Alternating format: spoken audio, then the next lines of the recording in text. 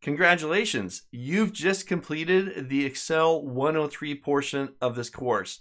You've handled some of the more advanced, exciting features that Excel has to offer us. You've got into things like conditional functions, the if function, nesting functions, name ranges. You've talked about the VLOOKUP and HLOOKUP. You've gotten into a pretty complex mixture of functions utilizing the index and match functions to help you look up and find information efficiently. You've talked about data validation, making your data even cleaner and more approachable for you and your end users.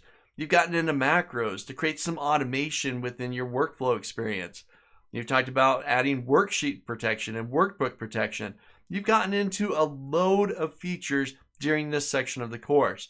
Hopefully, and I hope, you've learned something new, you start applying it, and you practice. Remember, this is an online course. You're watching some videos.